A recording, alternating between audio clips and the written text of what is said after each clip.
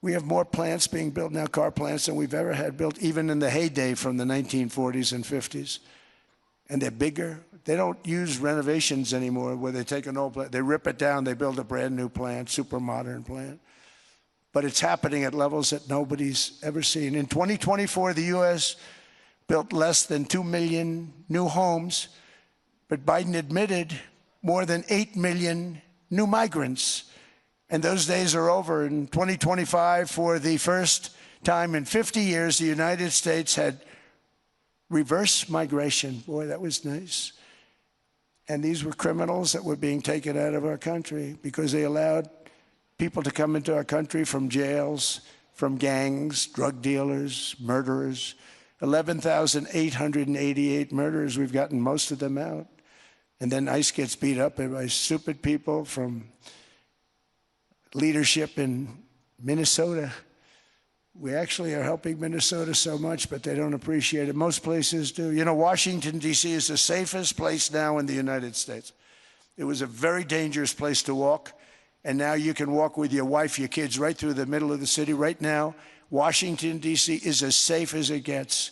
It was one of the most unsafe, I had to admit. We sent in the military, the National Guard. Within 2 months, it was great. Within 3 months, it's like a really great place and a safe place and a beautiful place. It's even been cleaned up. The graffiti's gone. The fences are gone. We don't have to worry about fences anymore. All of the places, the grasses are cut and replaced with new grass in many cases. It's all going to happen in the spring. But Washington, D.C. is beautiful again, and it's safe. New restaurants are opening up. They were all closing. Now you can't get into a restaurant. Restaurants in Washington, D.C. are all opening. Memphis also, Memphis, Tennessee, New Orleans, Louisiana. We were there for 3 weeks. We've cut the crime down by 64%. Within another month, we'll have virtually no crime there. We can do that all over. We're going to help the people in California. We want to have no crime. I know Gavin was here. I used to get along so great with Gavin when I was president. Gavin's a good guy. And we're going to, if he needed it, I would do it in a heartbeat. I'd love to see. We did help them a lot in Los Angeles, a lot with the early in my term when they had some problems. But we would love to do it. I will say this, if I were a Democrat governor or whatever, I would call up Trump. I'd say, come on in, make us look good. Because we're cutting crime down to nothing. And we're taking people out, career criminals, who are only going to do bad things, and we're bringing them back to their countries. But where we've done it, it's been amazing. And we have a capacity to do it at much greater levels.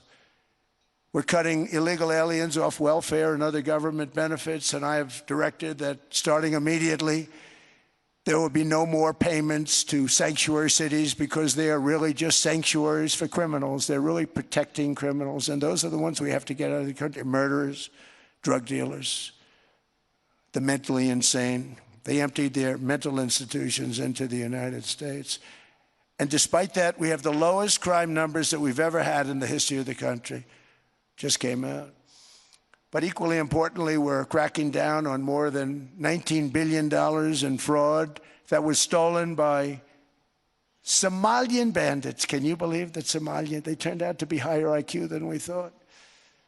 I always say these are low IQ people. How did they go into Minnesota and steal all that money? And we have, you know, they're pirates. They're good pirates, right? But we shoot them out of the water just like we shoot the drug boats out. They're not pirating too many boats lately, do you notice? When they go out into those boats, they want to take over a $1.5 billion tanker loaded up with oil, and they say, we're going to blow up your boat. They have powerful weapons. You hit the side of the boat, you blow the whole thing up. The insurance companies are petrified, so they say, just give them the boat. We'll give them money instead. And I don't do that. We blow them right the hell out of the water. We see them going out, we blow them out of the water. We don't have any pirates so much anymore. If we do, they won't be there long. We've cut down with the hitting of the boats that are loaded up with drugs, including submarines. Can you believe they actually buy small, they call them mini subs, very fast.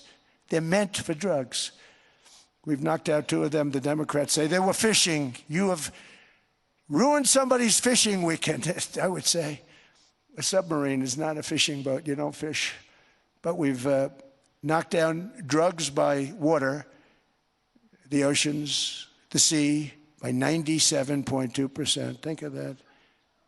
And I actually say, who the hell are the 3%? Because I would not want to be piloting one of those boats. We knocked them down, and now we're going to start on land. We're going to knock it all out. The land is the easy part. What we did on sea is incredible, and that's our great military. The situation in Minnesota reminds us that the West cannot mass import foreign cultures which have failed to ever build a successful society of their own.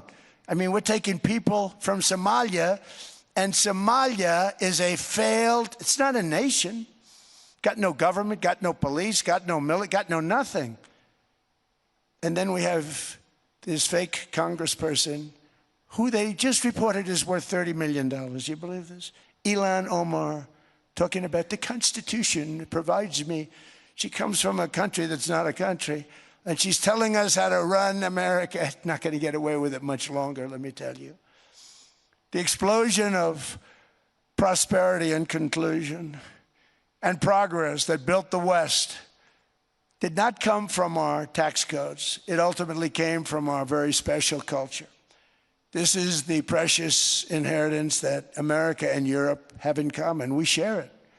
We share it, but we have to keep it strong. We have to become stronger, more successful, and more prosperous than ever. We have to defend that culture and rediscover the spirit that lifted the West from the depths of the Dark Ages to the pinnacle of human achievement. We live in an incredible, changing period. It's an unbelievable time, but we have to take advantage of the time that we're in.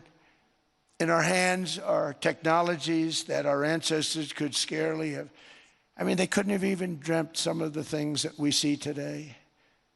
And so rapidly they're produced. I mean, AI, 2 years ago, nobody ever heard of the term, and now everybody's talking about it. And it can have some very good purpose. It could also have some dangerous purpose, and for that we have to watch out. But some tremendous things are happening because of it.